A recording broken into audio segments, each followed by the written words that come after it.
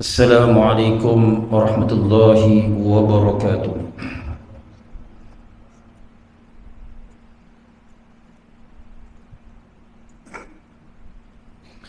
Alhamdulillahi rabbil alamin. Wassalatu wassalamu ala sayyidina Muhammadin wa ala alihi wa ashabihi ajma'in. Qul rabbi shrah li sadri wa yassir li amri wa hlul 'uqdatam min lisani yafqahu qawli. Subhanaka la ilma lana illa ma 'allamtana innaka antal 'alimul hakim. La hawla wa la quwwata illa billahi al-'aliyyil 'azim. Rabbi yassir wa la tu'assir, Rabbi yassir wa la tu'assir, Rabbi yassir wa la tu'assir, Rabbi tabil bil khair.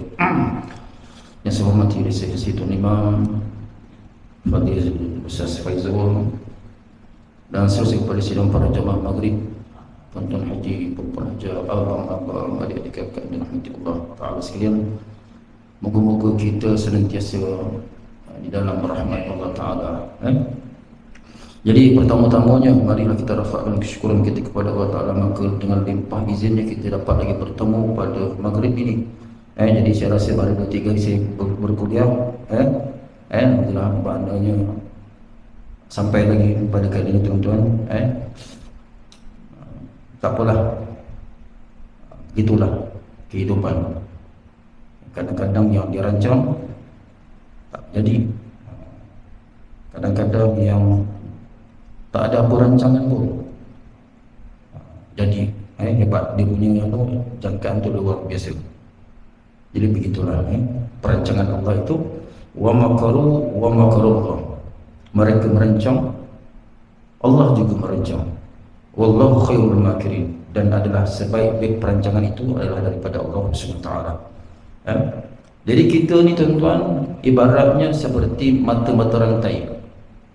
Mata-mata rantai. Kita umat Islam ini ibaratnya mata-mata rantai. Kena ibaratnya dicuit peha sebelah kanan, peha sebelah kiri terasa. Tapi kalau cuit sebelah kanan tak rasa, kiri pun tak rasa, tu confirm tu tuan, dia stroke tu. Minor ke apa ke tak tahulah, dah tak ada rasa. Ataupun kepala otak dia tu dari rasa dia dah tak ada apa-apa dah. Cakap apa pun dia dah mantul tuan-tuan. Sebab apa tuan-tuan? Manusia yang demikian ini dah tak boleh menerima kebenaran. Kenapa? Kerana terlalu banyaknya memakan harta-harta haram, menyebabkan hati-hati mereka itu menjadi keras, gelap, bahkan lebih keras. Batu tu tak berapa keras tuan, tapi kalau hati tu lebih keras daripada batu. Allah sebut dalam Quran, summa qasat qulubukum, summa qasat qulubukum fahiya kal hijarati aw ashaddu qaswa, di dalam surah Al-Baqarah tuan. Kemudian hati-hati mereka itu menjadi keras, bahkan lebih keras daripada batu tuan-tuan.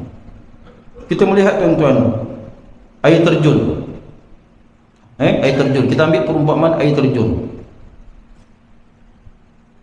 Bayangkan tuan-tuan, air terjun yang turun daripada gunung itu jatuh ke atas batu hari-hari. Akhirnya tuan-tuan, batu yang keras itu menjadi lekuk tuan-tuan. Sedangkan hati manusia tuan-tuan yang lembut itu, yang dikatakan lembut, tetapi boleh menjadi keras, bahkan lebih keras daripada batu. Kenapa tuan-tuan? Puncanya salah satu kenapa tuan-tuan? Kerana memakan harta-harta, punca harta yang tidak diketahui asal usulnya, ataupun harta-harta yang diketahui asal usulnya, tetapi dengan cara mendapatkan itu dengan jalan yang tidak benar, yang tidak diredai Allah Ta'ala. Tuan-tuan, sebab itu orang nak pergi haji itu, salah satu antaranya harta yang dipergi itu kena harta yang suci, bersih. Jadi barulah pergi sana, balik kemari boleh membawa haji mabrur, bukan membawa haji malburu. Ataupun bahasa yang paling kita biasa dengar tuan-tuan, mabur. Balik pergi sama, lagi teruk lagi perangai dia. Sepatutnya tuan-tuan, orang yang balik umrah, balik daripada haji, perangai-perangai mereka itu berubah seperti mana bayi-bayi yang baru dilahirkan. Waladatka ummu, lahirnya itu seperti bayi. Sebab itu tengok tuan-tuan, ada orang yang balik haji, balik umrah 360 darjah berubah menjadi soleh, menjadi soleha. Kenapa tuan-tuan? Salah satu di antara punca harta yang pergi ke sana itu dibawa ke sana untuk pergi naik mengerjakan haji dengan harta yang betul, maka kesannya itu menyebabkan apa tuan-tuan? Berubah akhlaknya menjadi akhlak yang baik. Itu harta. Yang kedua, nak pergi ke sana, jangan pergi sembrono je. Maka kita dekat negara kita ni pergi kursus, pergi belajar dia tuan-tuan, cari ilmu. Jadi tak terkira rukun umrah dengan rukun haji ada berapa. Jadi kalau kita nak buat amal-amal syariat ini, bila umrah saja dia akan berkait dengan rukun, haji akan berkait dengan rukun, nak solat mesti ada rukun dia. Nampak? Rukun itu kalau tidak dibuat maka tak sah salah satu di antara amal-amal kita tuan-tuan. Bukan niat tu, niat iya, tapi rukun itu pun salah satu di antara perkara-perkara yang kalau tak dibuat menyebabkan amal-amal kita tu terbatal tuan-tuan. Baik, saya syukurlah saya tuan-tuan untuk menyambung kuliah saya yang lepas itu berkenaan dengan air yang kedua, iaitu air mustakmal dah. Jadi kita ambillah mustakmal tuan-tuan. Lepas tu mutlak kita sudah sentuh, insya-Allah pada malam ni kita sambung terus kepada mustakmal.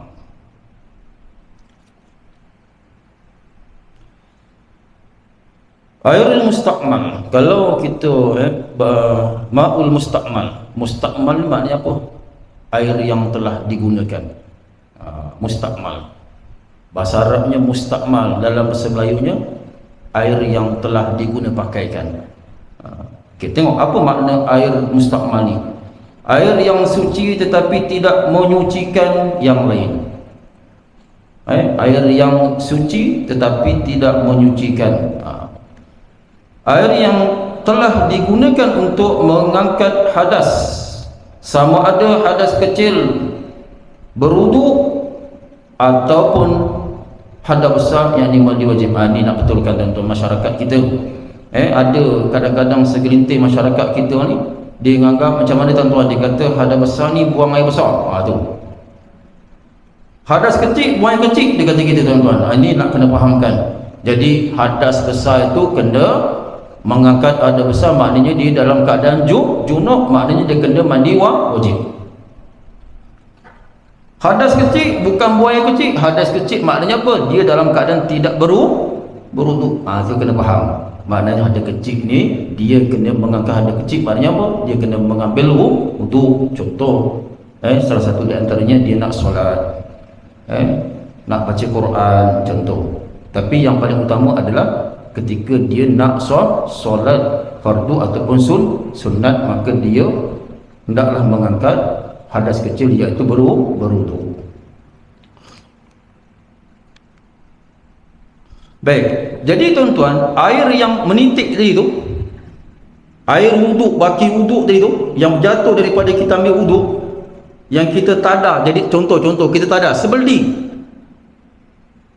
tadar, saya mari kita tadar sedikit. Jadi air yang berada dalam beldi itu namanya air mustakmal. Jadi air yang berada dalam beldi itu tak boleh lagi digunakan untuk mengambil wuduk. Dia kata apa? Ni kata dia, air ni sayanglah membazir, dia ambil wuduk. Baki tadi itu dia ambil buat wuduk. Tak boleh tuan-tuan, sebab itu air yang telah digunakan. Sebab itu namanya apa? Air itu suci tetapi tidak boleh menyucikan yang lain. Mustakmal. Ataupun air lebihan daripada wajib dia, air mandi wajib dia tak ada, baki yang jatuh tu, itu namanya air mustakmal. Jadi air ini tidak lagi boleh digunakan untuk kali kedua untuk mengambil wuduk, tak boleh dah. Jadi dulu kita dengar ada kadang-kadang orang tak ada air wuduk ni, nak buat apa? Disuruh tak ada semua.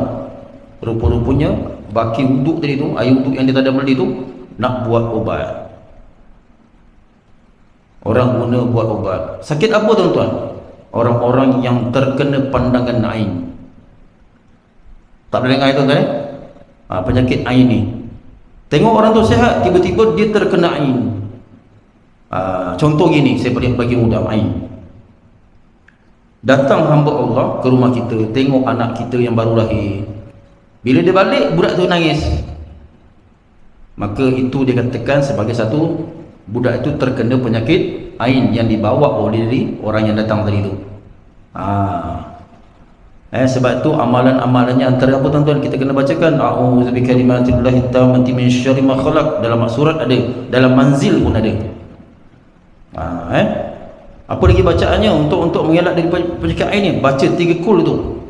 3 kul, bukan kul. Tuan-tuan kena faham betul-betul. Surah Ikhlas tu qul huwallahu ahad baca sampai habis, Al-Falaq baca sampai habis, An-Nas baca sampai habis, kemudian hembuskan. Nampak?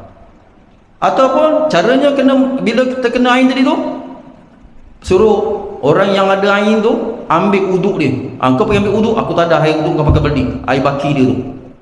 Jadi air baki tadi tu buat mandi orang yang terkena ain tu. Ni orang tak pernah dengar. Orang Melayu dia tengok, kenapa, penyakit apa ni, tiba-tiba sakit je. Itu nak cerita tu 3 hari 3 malam tu, satu bab yang lain tu kan. Macam mana boleh jadi ain tu? Itu panjang cerita tuan-tuan. Sebab itu Allah SWT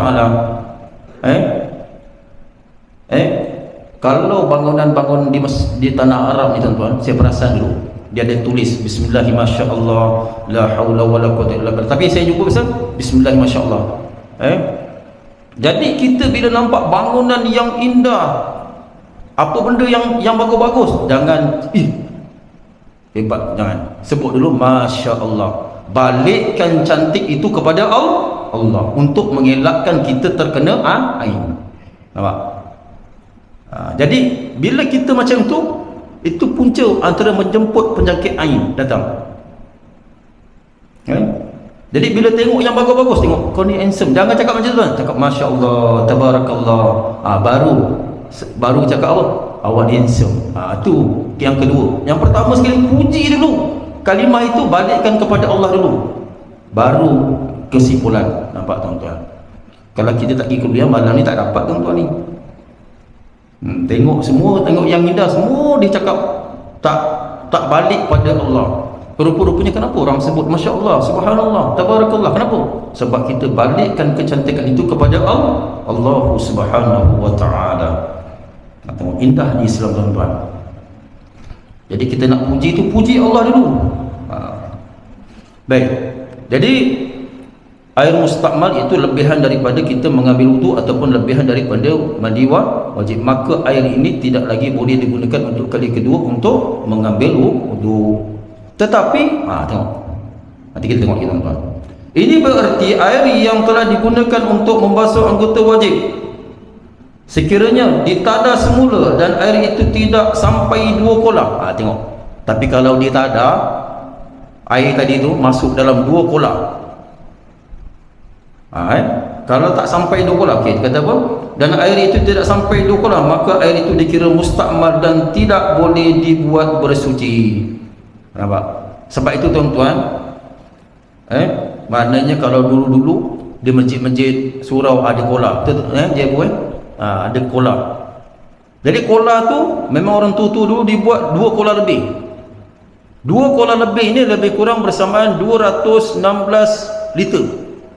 Kalau kiraan tin minyak tanah tu 13 tin minyak tanah. Tapi kalau boleh 13 tin tu lebihkan. Lebihkan, maknanya 15 tin ke 16 tin lebihkan.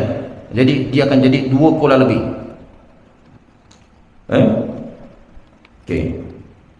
Jadi kalau air ini tuan-tuan, kita ambil uduk dalam dia, dalam kolah tu, bukan terjun dalam tu tuan-tuan, ambil uduk dalam tu, dalam kolah itu, celup tangan ambil, dia tidak, air itu tidak menjadikan mustakmal.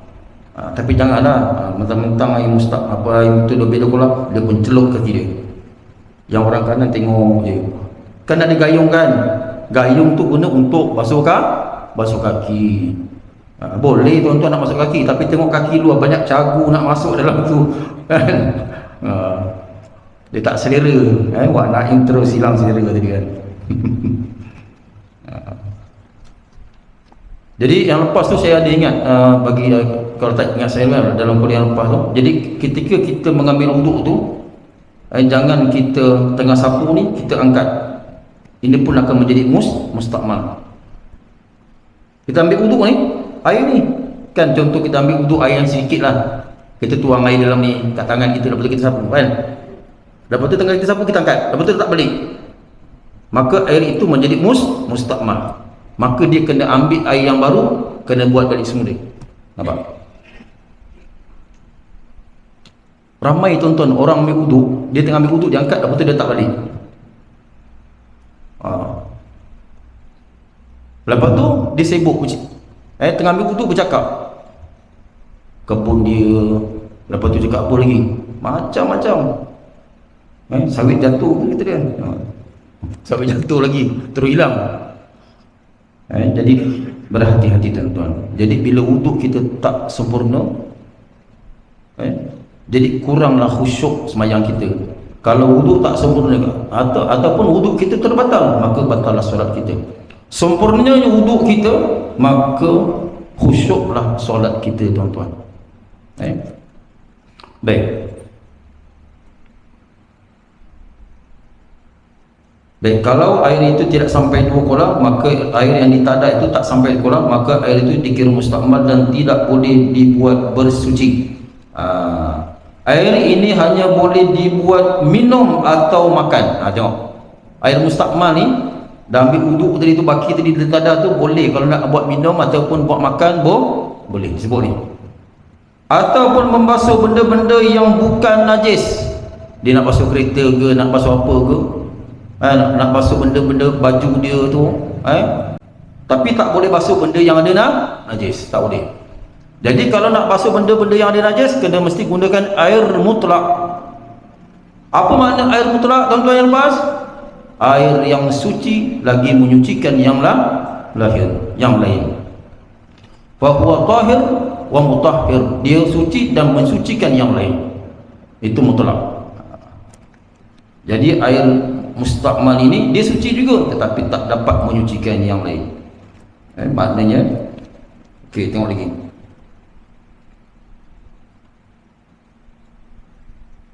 Begitu juga sekiranya air basuhan wajib menitis ke dalam yang tidak sampai 2 kolah, itu dikira mustakmal. Air kat rumah tu tinggal sebeldi je tuan-tuan. Dia nak ambil wuduk, jadi tengah ambil wuduk ni dia pakai gayung. Jadi air tiba-tiba tu, air tu menitik masuk dalam, tengah ambil wuduk ni, air tu menitik masuk dalam beldi yang tadi kurang daripada 2 kolah, maka air itu pun telah menjadi mustakmal. Nampak? Ini kita pergi ngaji tu, nak pergi kuliah. Kalau tak pergi kuliah, memang belasah boleh je tuan-tuan.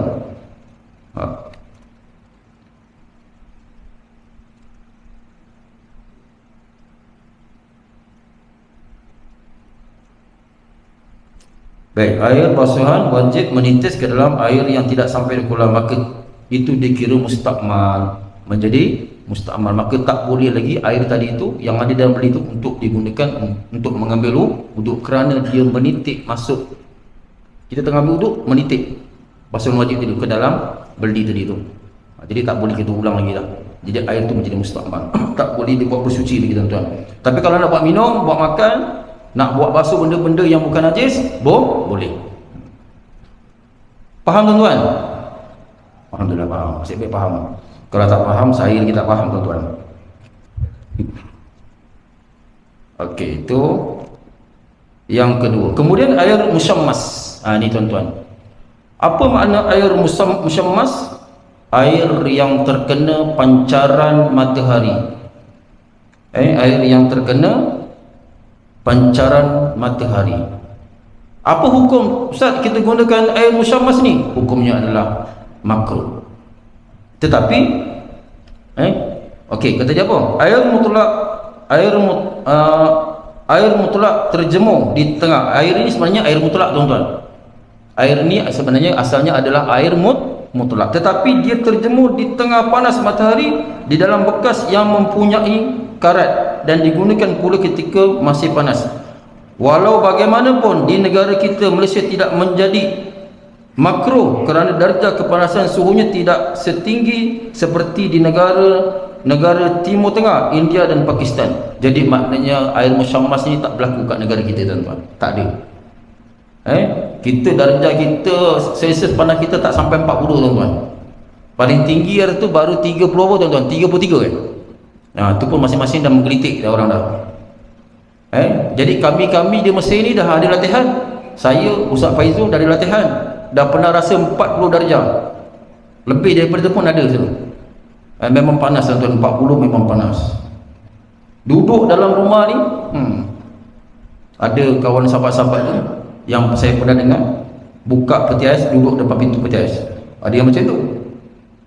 Tapi saya buat apa, tuan-tuan? Saya cari baldi, saya rendam kaki saya dalam baldi, duduk. Tapi kalau kita keluar tengah hari tu, boleh kadang-kadang sampai pening tu boleh. Panas. Arab ni dia waktu tu tak berapa panas. Waktu apa kata, kalau lagi-lagi lah kalau musim tu musim panas, tengah hari tu tak apa muncul sangat. Nanti muncul bila petang baru ramai nampak. Daripada mana orang ni semuanya?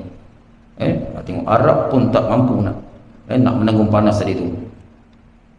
Baik, jadi air musyammas ni, jadi air ini adalah tidak berlaku di negara kita. Tak jadi. Jadi dia hanya terjadi di negara-negara Timur Tengah. Adapun menggunakan hukumnya adalah makruh. Kalau kita jumpa air ni, katakan kita pergi kat negara sana jumpa makruh. Kenapa makruh, tuan-tuan?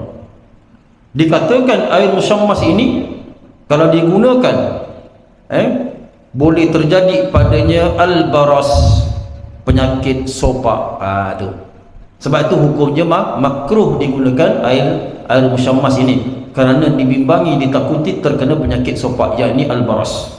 Tapi usah bimbang, tuan-tuan, di negara kita tak berlaku air ini. Tapi kalau jumpa di sana, kita pergi, nak guna kita tak guna. Jadi tak payah guna, lebih selamat, tuan-tuan.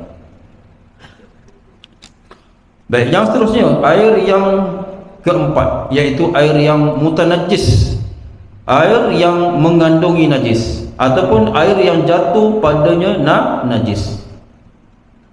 Air yang kurang daripada 2 kolah dimasuki oleh najis, sama ada najis itu berubah ataupun tidak. Tengok, tuan-tuan, air yang kurang daripada 2 kolah dimasuki oleh najis, sama ada air itu berubah ataupun tidak, dikenali sebagai mutanajis. Tengok, tuan-tuan, air tu tak cukup 2 kolah, tapi dia kurang daripada 2 kolah. Bila masuk najis, air itu tetap mutanajis. Boleh faham, tuan-tuan? Okey.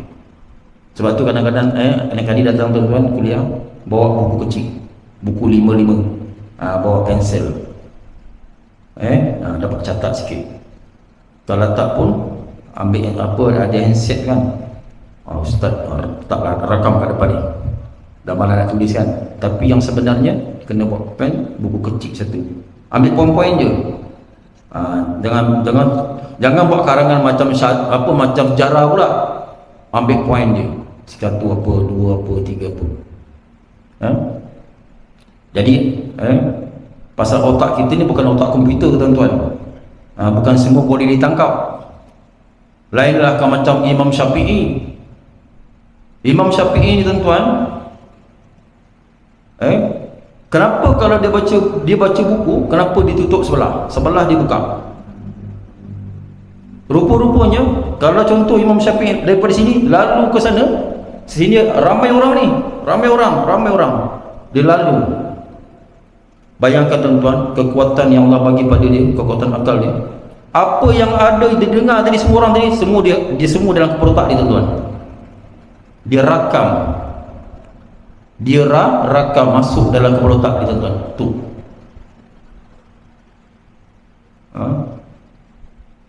Kita ni, tuan-tuan, jadi pengikut dia pun dah okey lah, tuan-tuan. Nak jadi Imam Syafi'i tak mampu, tuan-tuan. Baik. maka itu dikenali sebagai air mutan najis kerana kurang daripada 2 kolah. Okey.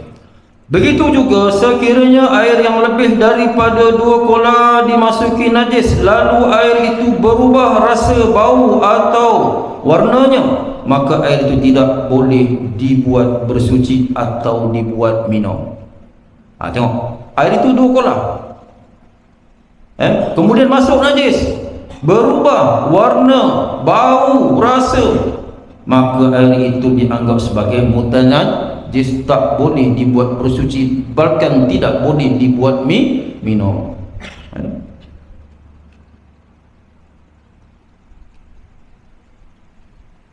Baik, itu sampai situ. Okey.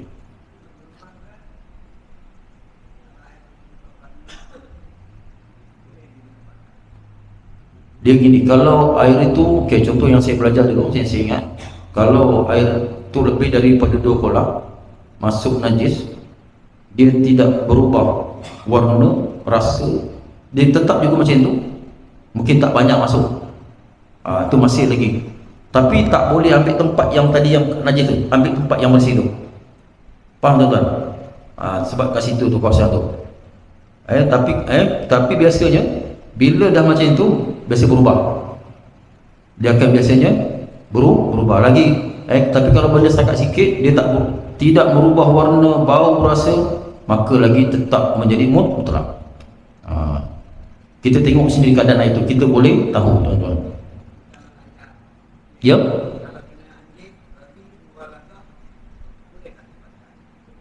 Soalan tinggi gitu, dahsyat.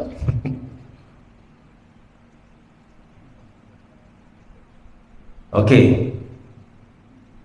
Kalau contoh dia sekadar masuk, betul kan?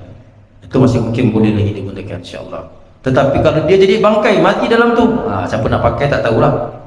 Itu persoalan. Tengok, fiqh ni banyak dia punya persoalan tuan-tuan. Baik. Bagus, wajib persoalan tu dicambahkan, pecahkan lagi. Jadi kita berkongsi-kongsi tuan-tuan. Baik, tengok lagi tuan-tuan. Okey, mencelup, ada nota kaki dia, mencelup kaki ke dalam kolam. Tengok disebut ni. Suatu kesilapan yang sering berlaku dalam masyarakat kita, khususnya di kalangan orang Melayu, telah menganggap bahawa mencelup kaki ke dalam kolam masjid itu salah. Sebenarnya tiap-tiap air yang lebih daripada 2 kolah tidak mengandungi najis berdasarkan satu hadis. Tidak mengandungi najis berdasarkan satu hadis. Idza kana al-ma'u kullatin lam yahil al-khabasa. Maksudnya apabila air sampai 2 kolah, maka dia tidak mengandungi sebarang kekotoran. Berdasarkan hadis ini, maka tidak salah mencelup kaki ke dalam kolam selagi air itu melebihi 2 kolah dan airnya tidak berubah. Hadis tersebut juga menerangkan sekiranya najis tersebut ke dalamnya dan air itu tidak berubah, maka air itu masih lagi dianggap suci. Tahu yang tadi tu. Sebut. Jadi maknanya tak salah lah kalau kita nak celup kaki dalam kolam, tapi kita ni orang Melayu tuan-tuan, penuh dengan adab. Dia masuk kaki dia, aku basuh muka kat situ, biadab gitu kan. Kena pula kaki dia banyak cagu tuan-tuan, lagi tak ada. Jadi ambillah sekurang-kurangnya gayung yang telah disediakan oleh pengurusan masjid, Al-Masyhur, contoh kata kan. Baik tuan-tuan, tengok lagi tuan-tuan. Kemudian pembahagian najis. Pembahagian najis. Boleh faham tuan-tuan? Clear tadi tu okey, alhamdulillah. Jadi kita faham, boleh angkat tangan sikit, tanya, insya-Allah. Jadi saya tuan-tuan nak lambatkan sikit supaya orang dapat tangkap, dan mudah-mudahan ilmu tu dapat dibawa balik dan diamalkan. Kita duduk kuliah ni bukan duduk saja tuan-tuan, bukan duduk seronok gitu je. Jadi kita duduk tu ada benda yang kita nak, ilmu tu. Jadi ilmu fiqh ni, ilmu syariah ni kita nak guna pakai. Makna pakai tu bukan 1-2 hari je sampai kita mati tuan-tuan. Sebab itu pun namanya ilmu fiqh. Ilmu maknanya perundangan. Kalau kita hidup tak ada undang-undang, membedal semacam ni tuan-tuan, samalah macam lembu tuan-tuan. Na'udzubillah. Lembu pun lebih baik tuan-tuan. Cukup masa korban. berbeza dengan kita tuan-tuan. Jadi Allah Ta'ala kirimkan kepada kita akal yang waras. Jadi akal itu gunakanlah, jadilah orang yang ada akal dan berakal. Ramai yang tak berakal, akal ada tapi tak berakal. Bukan di sini tuan-tuan, Pak lain tuan-tuan, jangan fikir di sini tuan-tuan. Baik, pembahagian najis tuan-tuan. Seterusnya adalah pembahagian najis. Najis secara umumnya dibahagikan kepada 3 bahagian. Tuan-tuan, jadi jenis-jenis najis. Ni najis yang pertama adalah mukhaffafah. Maknanya apa tuan-tuan? Najis ringan. Ringan. Yang pertama. Nanti tengok macam mana. Yang kedua, najis mutawassitah, pertengahan. Pertengahan. Yang ketiga, najis mughallazah, yang Wak Haji Abu sebut tadi tu. Jadi ada orang ditanya, orang tanya, satu ketika dulu, najis mughallazah tu apa? Ditanya, budak kecil tanya kepada seseorang. Seseorang tu rahsia lah, tak boleh cakap siapa. Jadi tak boleh jawab tuan-tuan. Budak kecil tanya, seorang budak sekolah rendah tanya kepada seorang tu, apa cik tu dah najis mughallazah? Boleh terangkan pada saya? Tak boleh terang tuan-tuan, sebab tak pergi kuliah tuan-tuan. Kadang-kadang yang pergi kuliah tu pun tak sangkut kepala tuan-tuan. Yang pergi, yang tak pergi lagi tak, jangan cakap tuan-tuan. Zaman sekarang tak susah tuan-tuan. Abang Ridwan kita dia dah rakam kat YouTube, dah masuk dah. Hari ni tak faham, boleh tengok dekat YouTube, ulang lagi 10 kali boleh tengok tuan-tuan. Daripada tengok YouTube yang tengok yang bukan-bukan, tengok ustaz-ustaz yang ceramah dekat Masjid Al-Masyhur ni tuan-tuan. Boleh ulang-ulang sampai hafal tuan-tuan. Nampak? Beli data, tengok ceramah tuan-tuan. Jadi handset ni tuan-tuan, ibaratnya orang bagi kita bom. Nampak tuan-tuan? Orang bagi kita bom, orang bagi kita racun. Tapi handset tu, benda yang berbahaya tu, kita guna balik, kita bom kat dia tuan-tuan. Satu ketika dulu, kamus hadis hadis sahih. Kamus hadis sahih ni tuan-tuan, siapa yang susun tuan-tuan? Bukan orang Islam tuan-tuan. Saya lupa kamus tu apa nama kamus hadis tu. Kamus al-ahadis as-sahih. Kamus ni bila disiasat, rupa-rupanya bukan orang Islam yang susun. Yang susun tu orang kafir. Tujuan dia untuk merosakkan orang Islam, merosakkan Islam. Akhirnya terbalik, orang Islam gunakan untuk buat rujukan, melihat hadis-hadis sahih. Sambunglah kaedah tadi tu. Benda yang bahaya ni macam handset ni, satu benda yang ibarat seperti bom, racun. Tetapi boleh tak kita terbalikkan guna untuk kebaikan? Guna boleh. Maknanya tadi jadi bom, ini aku dengar ceramah, ubah jadi apa balik tuan-tuan. Nampak? Orang Islam ni penuh dengan kecerdikan akalnya yang Allah berikan. Sebab tu tuan-tuan apa tuan? Kita sembahyang, duduk di antara dua sujud, Rabbighfirli warhamni wajburni warfa'ni warzuqni wahdini. Nampak? Minta petunjuk. Petunjuk tu, kita hidup dengan petunjuk Allah Ta'ala tuan-tuan. Kalau kita tak dibantu dengan petunjuk, na'udzubillah, ramai yang sesat tuan-tuan. Sebab tu jangan sombong. Kita ni hebat macam mana, yang tolong kita bagi petunjuk hidayah tu Allah, bukan kita tuan-tuan.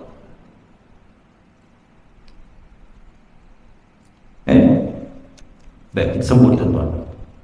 Jadi jenis najis ini ada 3, iaitu mukhaffafah, mutawassitah dan mughallazah. Maknanya mughallazah ini najis yang berat, seperti anjing dan khinzir. Khinzir tak faham tuan-tuan? Lembu kaki pendek. Dalam bahasa Inggerisnya pig. Tak faham juga. Sebut je wajib membenarkan. Katanya babi. Tak maaf tuan-tuan. Tapi kalau lagi teruk, dia lebih teruk daripada babi. Babi menyondol. Tuan-tuan, babi ni tuan-tuan, kerjanya masuk kebun disondol, dia tak peduli. Semua disondol sebab namanya pun memang babi.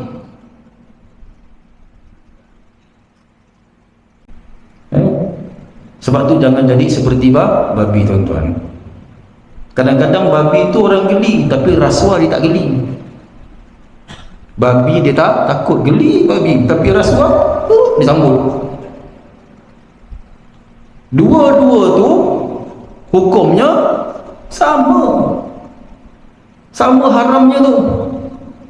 Babi tu haramnya tak boleh makan, tak boleh apa yang rasuah tu pun tak boleh makan juga, haram juga tak boleh makan tuan. Nampak? Tapi manusia tak takut tak takut rasuah, tapi babi dia takut. Nampak? Kan pelik itu namanya, pelik tetapi benar. Baik, kita tengok tuan-tuan.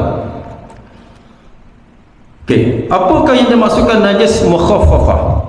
Ustaz Din kalau ngajar memang ada selingan-selingan tepi-tepi tu. Itu yang berbahaya tuan-tuan. Makan dalam. Kalau tak faham. Jadi kalau saya mengajar tak tegak sangat tuan-tuan. Kalau tak ada macam itu, orang tentu buka kitab, baca kitab, mana nak faham orang? Mesti dijelaskan, barulah orang yang boleh faham, barulah orang boleh beramal. Sebab belajar ni mesti orang nak faham. Kalau tak faham, ya macam mana nak beramal? Syarat beramal itu mesti faham, al-fahmu, mesti faham. Tak marah, cuma tinggi suara je tuan-tuan. Tuan-tuan, saya punya perangai tuan-tuan, walaupun dalam keadaan marah saya boleh melawak tuan-tuan. Itu saja. Susah untuk marah, tapi kalau marah, na'udzubillah, payah tuan-tuan. Sebab tu bila kita marah, dalam keadaan kita marah, tengah berdiri, hendaklah duduk. Kita duduk tak hilang juga, maka berbaring. Bila baring tak hilang juga, ambil air semayang. Bila ambil air semayang tak hilang juga, panggil Pak Imam, panggil Pak Bilal, minta tolong mandikan jenazah. Ni nak meninggal tuan-tuan.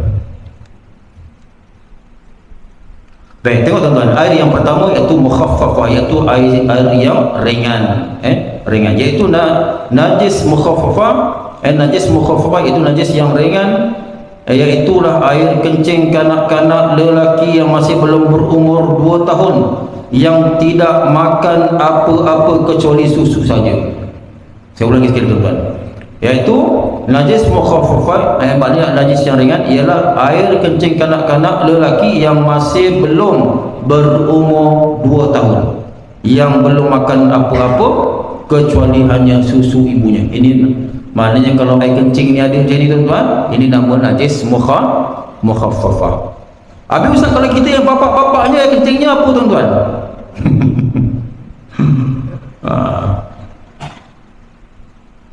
Tak jadi mukhaffafah, jadi lain tuan-tuan. Tu penting kita pergi kuliah tuan-tuan.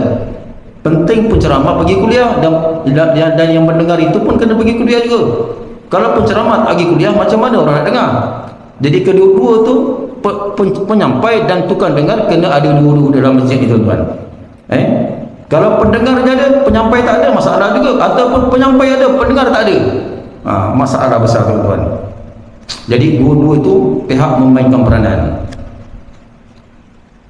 Baik, cara menyucikan, tengok macam mana kita nak bersihkan najis mukhaffafah ni kalau terkena baju. Ni kepada suami-suami suami-suami muda, ibu-ibu muda.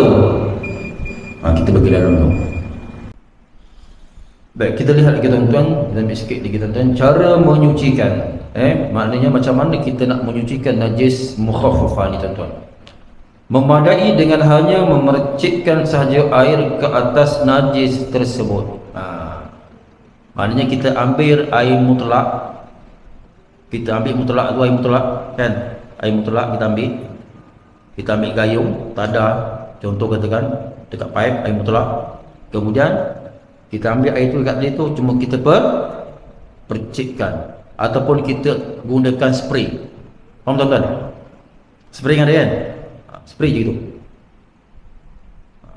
Kita tadai pipe tadi tu, pakai apa, botol percik, botol percik tu kita tadai dalam tu, lepas tu kita tutup, kita percik tempat yang kena najis mukhaffafah itu, iaitu air kencing budak yang belum sampai 2 tahun, belum makan apa-apa, dia hanya menyusu kepada ibunya, itu najis mukhaffafah tu. Satu. Kemudian najis mutawassitah, iaitu najis pertengahan, ialah selain daripada najis mukhaffafah dan mughalazah. Baik, tengok tuan-tuan.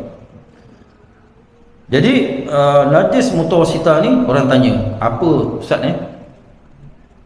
Contohnya seperti darah, nanah, muntah, tahi, air kencing. Air kencing ni bukan air kencing yang kurang umur 2 tahun, lebih daripada 2 tahun, macam kita punya lah ni. Yang tadi yang belum cukup 2 tahun itu termasuk dalam maknanya mukhaffafah. Baik, air kencing. Kemudian wadi ataupun wadi, iaitu air yang keluar daripada kemaluan orang yang bekerja berat. Lepas tu tiba-tiba apa air ni? Dia fikir air mani, itu adalah air wadi. Dia bekerja, tiba-tiba dekat kemaluan itu ada sebenda yang keluar. Jadi itu air wadi. Jadi air wadi ni pun termasuk dalam najis mutawassitah, iaitu najis pertengahan. Kemudian apa kita tuan? Termasuk juga bangkai.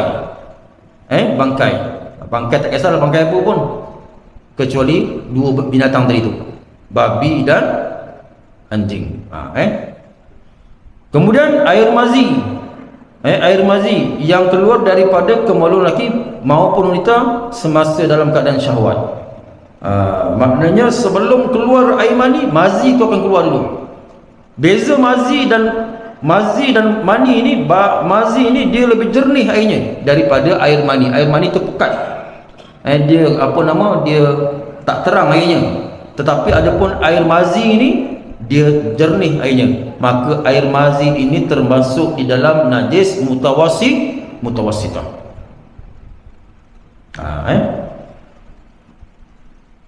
Habis ustaz, air mani najis tak?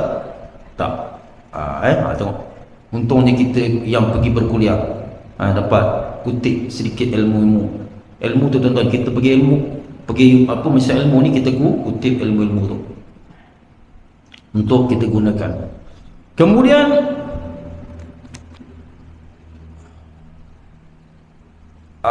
cecair yang memabukkan. Kemudian ada satu lagi sebutnya susu binatang yang tidak halal dimakan. Susu binatang yang tidak halal dimakan, maknanya apa-apa binatang binatang yang tidak makan dia tidak halal dimakan, maka susunya itu menjadi najis mutawassitah. Kalau lembu kita boleh makan, betul. Apa lagi? Kambing boleh kita makan, maka susunya tak termasuk dalam najis. Tetapi ada binatang, contoh kucing. Ada yang makan kucing tuan-tuan? Tak ada kan? Jadi susunya itu termasuk di dalam najis mutawassitah. Baik. Cara membersihkan najis mutawassitah, ini paling penting tuan-tuan. Di antaranya cara untuk membersihkan, menyucikan najis mutawassitah, iaitu dengan hendaklah dicuci dengan air mutlak dengan menghilangkan 3 perkara seperti berikut. Ainnya ataupun zatnya ataupun warnanya, maknanya warna dia, bau dia dan rasa. Jadi dia basuh tu, contohlah dicuci dengan mutlak, kata benda tu katakan terkena muntah, dia terkena muntah. Jadi kain tadi tu dilalukan dengan air sekurang-kurangnya, contoh dilalukan sebanyak 3 kali katakan, maka dah tak nampak dia punya warna, rasa, bau dengan menggunakan mutlak, maka barulah itu kain tersebut menjadi suci. Contoh, kita ni nak sembahyang, tiba-tiba anak kita muntah, anak kita ni yang umurnya lebih, bukan yang tu 2 tahun tadi tuan-tuan, yang dah besar sikit. ataupun kita termuntah dekat pakaian kita ni. Jadi macam mana tuan-tuan? Dah tak ada baju ni. Jadi kita buka baju kita tadi sekejap, kita basuh dulu menggunakan air pipe tadi. Contoh, kita basuh tempat yang terkena najis mutawassitah sehinggalah hilang bau, warna zat dia, warna, rasa, bau dia tu, tiga benda tadi tu. Bila dah hilang, maknanya warna dia, bau dia, rasa dia tak ada, barulah dianggap itu suci tu. Baik, itu yang kedua. Jom. Jom.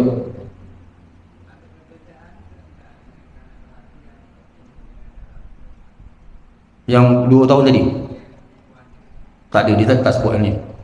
Tak disebut. Kalau disebut, insyaAllah dia akan beritahu yang laki-laki begini, perempuan begini. Bagus orang bertanya. Orang yang bertanya ni otak minda dia tajam, tuan-tuan.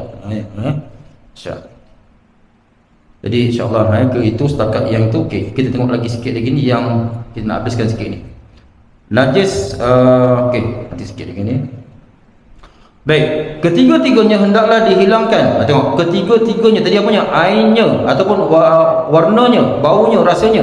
Ketiga-tiga hendaklah dihilangkan, tetapi sekiranya setelah diusahakan dengan bersungguh-sungguh masih tidak hilang, maka tidaklah wajib meneruskannya lagi, kerana Allah Ta'ala tidak memberatkan seseorang kecuali sekadar yang termampu olehnya. Dia dah basuh, muntah tu, tapi bau dah tak ada, rasa dah tak ada, warna kuning tu tetap ada, dia tak boleh hilang, dia dah basuh juga, maka tak ada, itu tidak menjadi kesalahan, dimaafkan. Faham tuan-tuan? Jelas? Okey, alhamdulillah. Saya nak dengar orang faham je, kalau tak faham tu pening kepada saya tuan-tuan nanti. Baik, yang ada sikit lagi ni.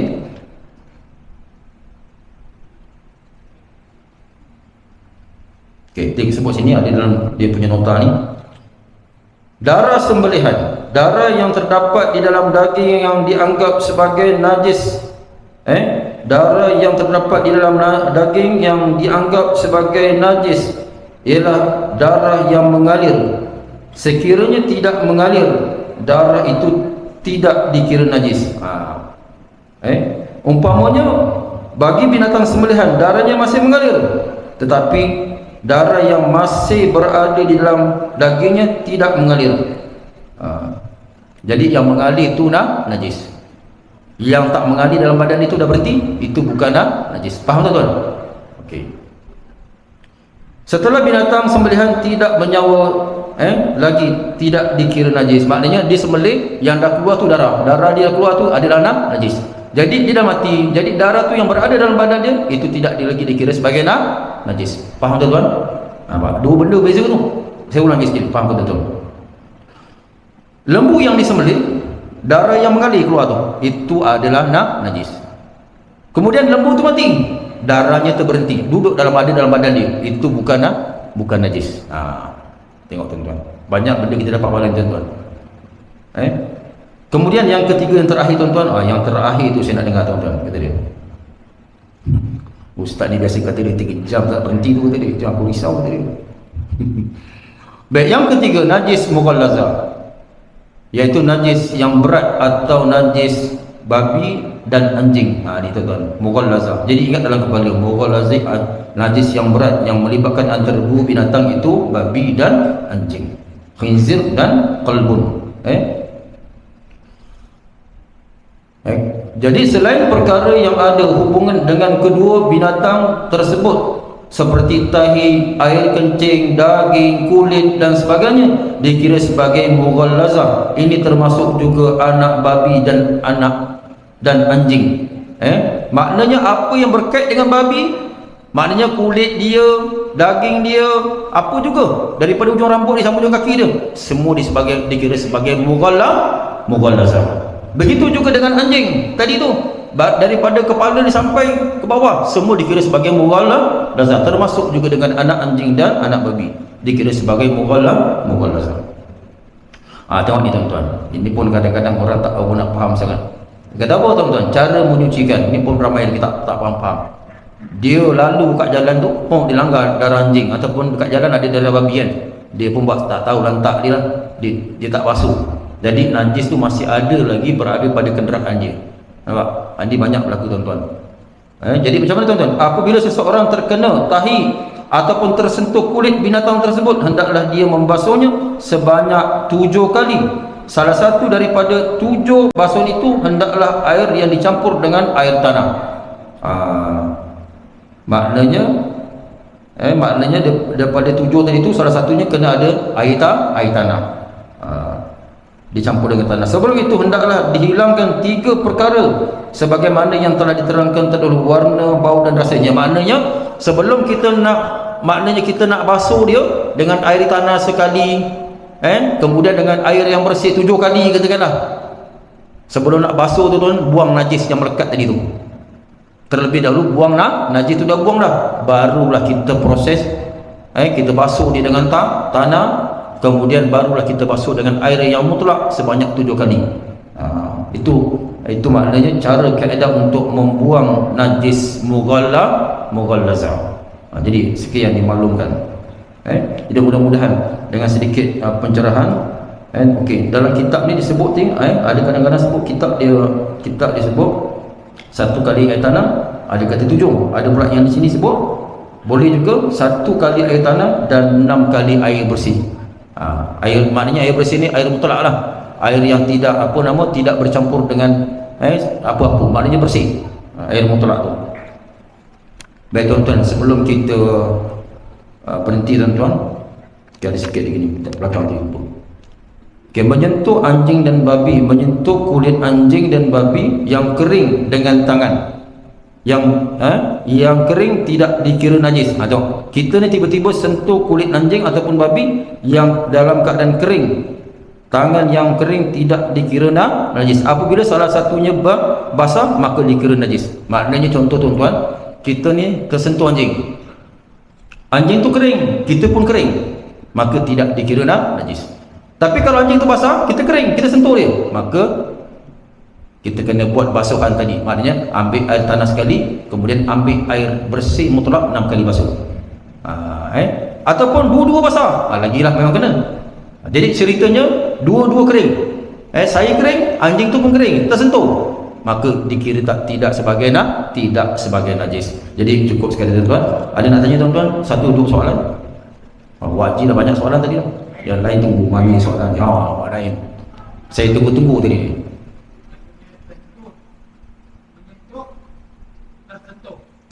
Sama dulu.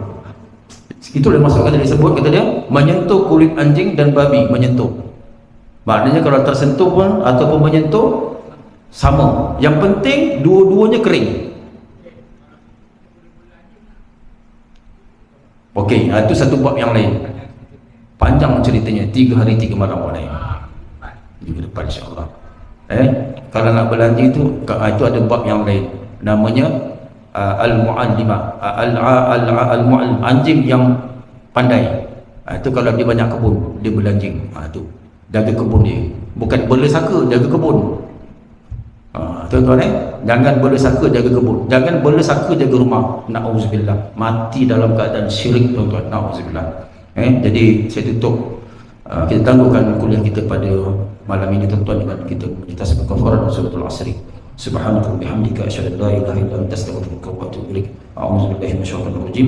Bismillahirrahmanirrahim. Wal 'asr innal insana lafi khusr illa alladhina amanu bis-solihati wa tawassaw bil haqqi wa tawassaw bis sabr. Wabillahi taufiq hidayah. Assalamualaikum warahmatullahi wabarakatuh. Seandainya sepanjang saya menyampaikan ada tersalah tersilap bahasa, maaf, harap diberikan kemaafan, dan yang maha sempurna itu adalah yang datang daripada Allah Ta'ala. Wallahu a'lam bishawab.